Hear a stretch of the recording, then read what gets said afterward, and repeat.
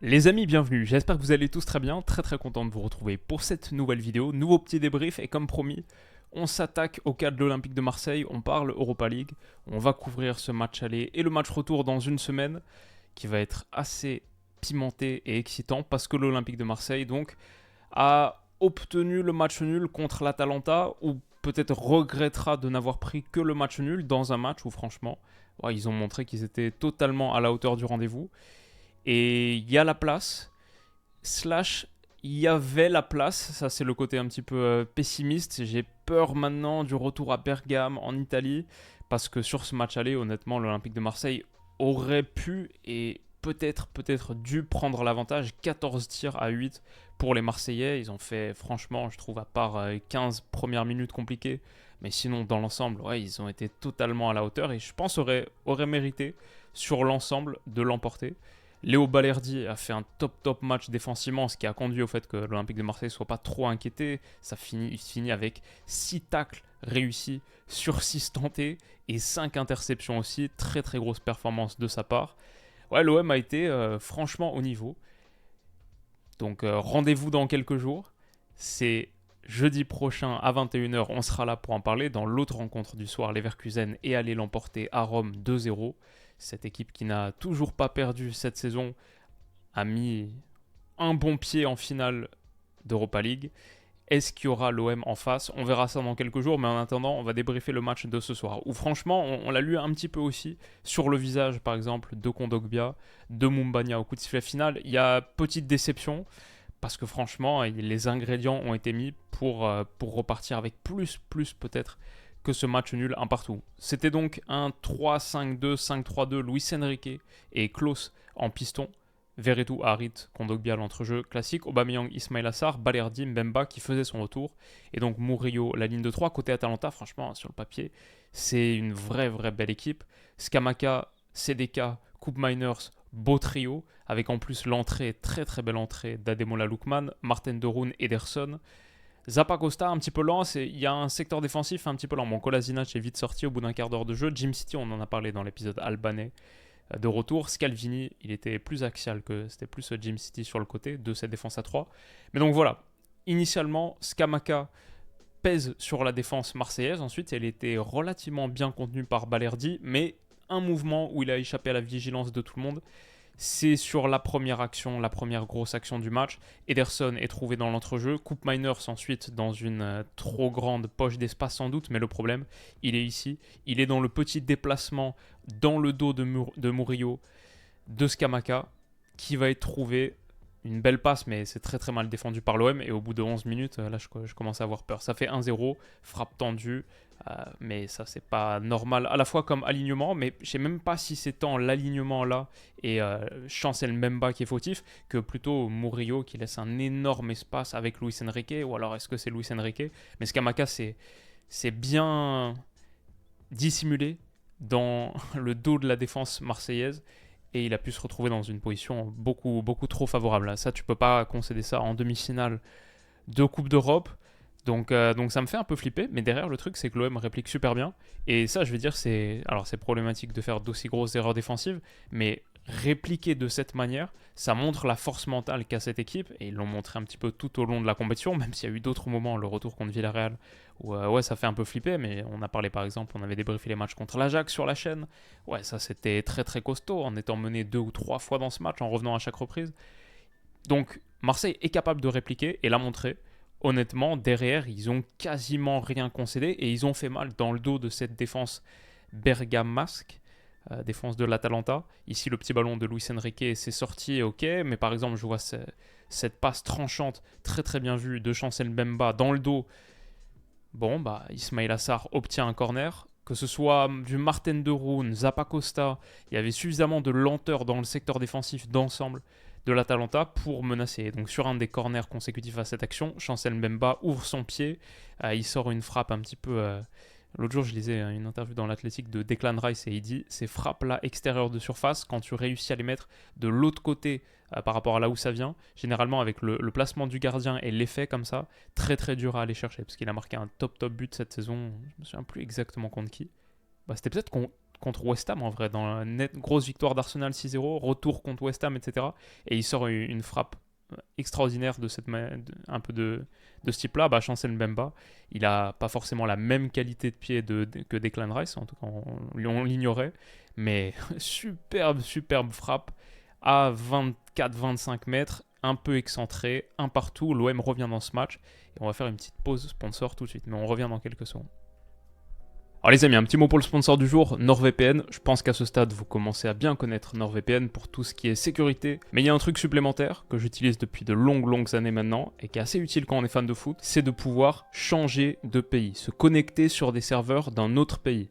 Là, je suis aux Pays-Bas. Si je me mets en Belgique, j'ai désormais accès à ce petit site magique RTL Play qui offre des matchs, notamment de Ligue des Champions en clair. Pour voir du foot en clair, aujourd'hui en France, c'est un peu compliqué. Avec NordVPN, vous avez accès en gros à ce que le monde offre de meilleur sur Internet. En Albanie, par exemple, si on se connecte en Albanie, apparemment, il n'y a pas de pub sur YouTube. Peut-être que je ne devrais pas vous le dire, mais apparemment, c'est le cas. Donc voilà, plein de possibilités. Si vous suivez le lien en description, vous avez accès à 4 mois offerts pour un total inférieur à 3 € par mois. Sur un abonnement de 2 ans, ça fait moins de 3 € par mois, pour ce qui est un super service que moi j'utilise depuis très longtemps. Donc je vous le conseille sans réserve, et c'est accessible avec le lien en description, nordvpn.com/WillouVPN.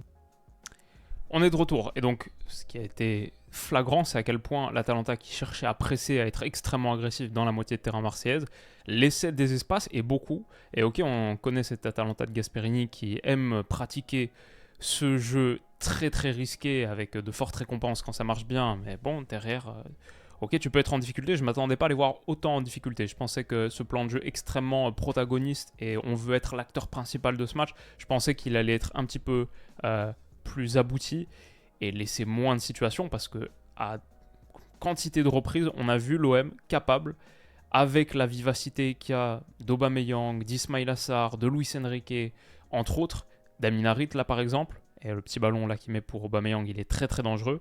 On les a vus capables d'exploiter cette profondeur. Et je ne sais pas si ces mêmes espaces se présenteront à Bergame. Peut-être que la pression de l'Atalanta sera plus forte, plus aboutie. Peut-être que... Est-ce que le Vélodrome est marginalement plus grand que le stade, que le Zewis Stadium, si je me souviens bien? Est-ce qu'on connaît les dimensions? Bon, parfois, il y a beaucoup de mythes autour de cette question, donc je ne sais pas. Mais ce qu'on a vu régulièrement, et ça a pu être par exemple avec Pau Lopez qui a sorti un super jeu au pied, je trouve, sur ce match. Régulièrement, il faisait partie de la ligne là, de 4 pour créer une petite supériorité numérique. Enfin, il intégrait cette ligne de 3 pour faire une ligne de 4, et derrière, il pouvait bombarder. Franchement, il a ouvert à plusieurs reprises, et des ballons très dangereux. Encore une fois, Ismaïla Sarr qui prend le dessus sur Zappacosta, qui était un petit peu en souffrance là sur son côté pour protéger la profondeur. Corner obtenu. Voilà, tout un tas de situations de ce type générées par l'OM. Ça peut être là aussi où on voit qu'il y a de l'agressivité, il y a les joueurs offensifs de l'Atalanta qui sont assez hauts. Hop, une petite poche, la pression haute en individuel, le gars qui veut monter absolument sur le porteur, et ça fait que Verretou, derrière il peut aller s'engager, et il faut un retour salvateur d'Ederson pour empêcher une situation de 1 contre 1, mais c'était très dangereux, et nul plus dangereux sans doute que cette transition, si vous vous souvenez. Verretou qui lance Harit, il la joue parfaitement, je trouve. Un petit peu à contre-temps, cette passe, pour prendre à revers le défenseur.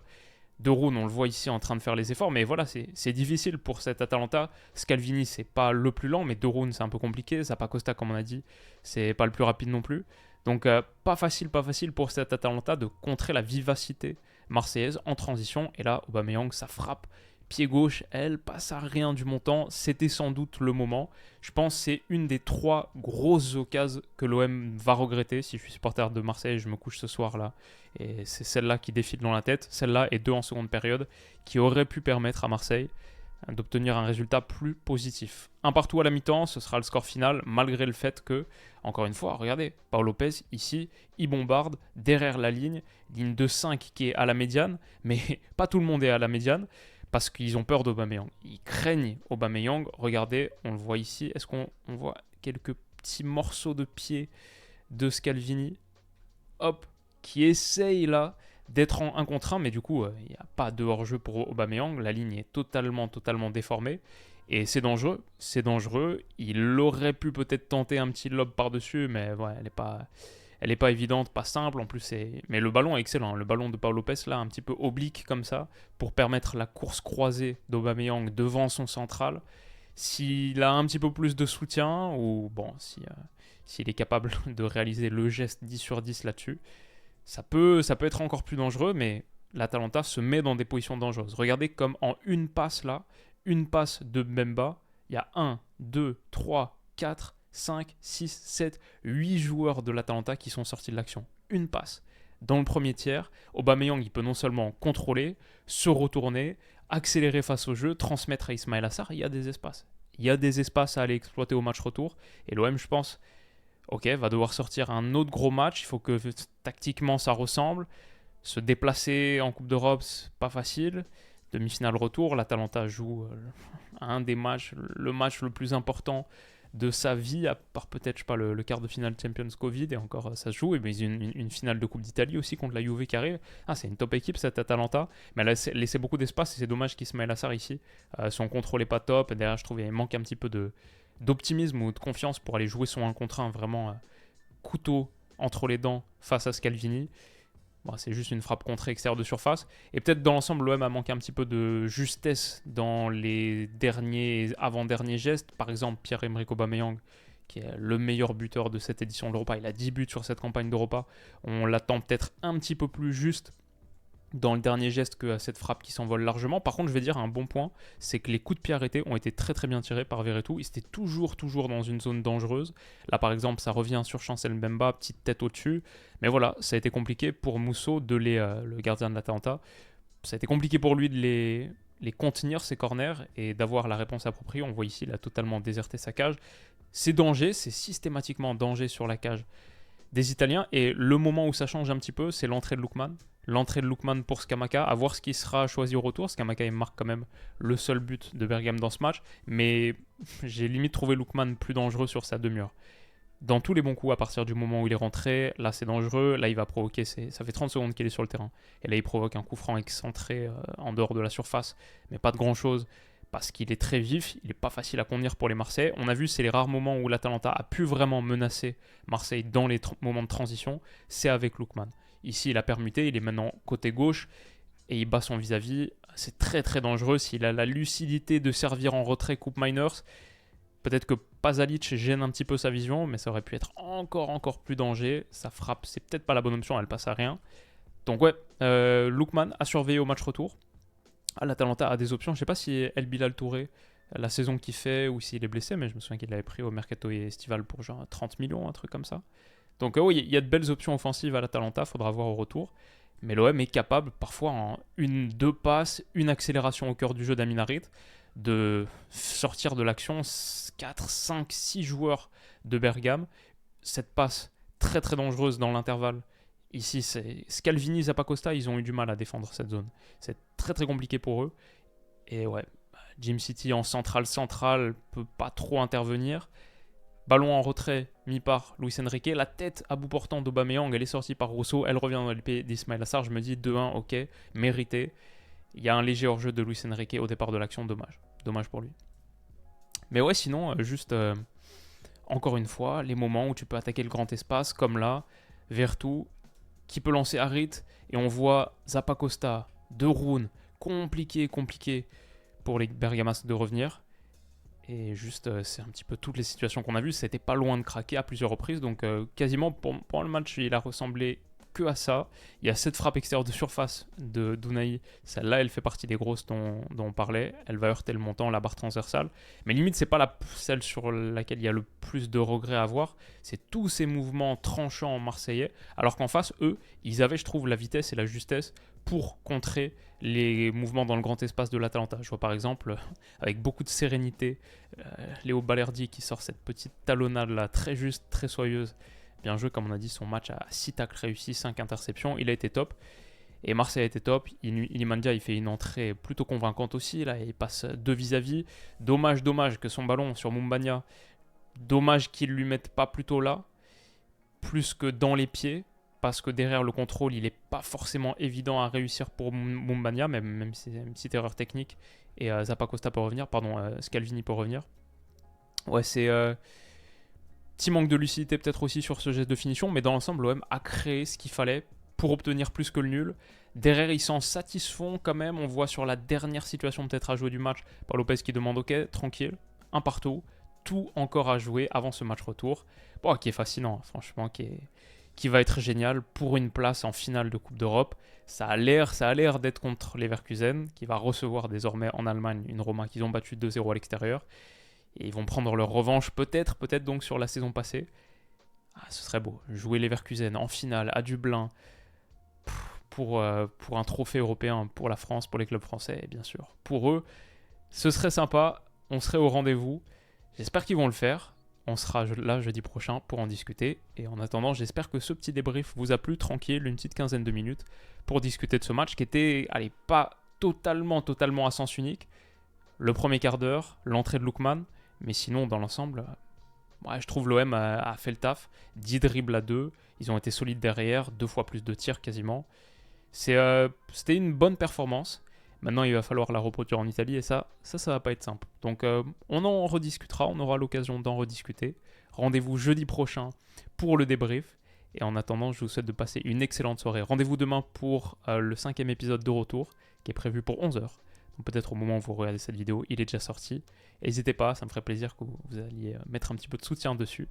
Et ouais, prenez soin de vous les potes, passez une excellente journée et on se dit à bientôt.